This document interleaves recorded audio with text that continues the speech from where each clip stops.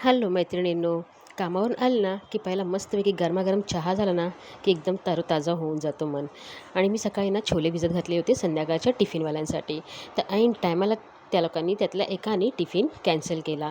तर एवढे छोले काय करायचे, तर मितालीला सांगितलं त्यातले थोडेसे छोलेचे सलाड बनवायला. तर इथे मी कुकर लावला आणि मी ना येताना ना चणे शेंगदाणे मस्त स्टॉपला ना गरमागरम ते भाजत असतात, ते ना मी चणे शेंगदाणे 20-20 रुपयाची घेऊन आली. कुकर थंड होतो आहे तोपर्यंत मी मार्केटिंग करून आली, भाजी घेऊन आली थोडीशी. आणि ना आयुषला कलिंगड पाहिजे होतं, तर कलिंगड आणि पपई घेऊन आली. कलिंगड मस्त लाल भडक निघाला, पण पपईमध्ये जरासा कच्चा पण होता. इथे मस्तपैकी मितालीने छोलेचं सलाड बनवलं दही वगैरे घालून. आणि मी भाजी बनवायला घेतली, तर भाजीमध्ये मी जे उकडलेले टोमॅटो आणि कांदा होतं ना ते फोडणीला घातले खडे मसाले घालून. त्याच्यानंतर बेसिक मसाले घातले आणि छोला मसाला घातलेला आहे.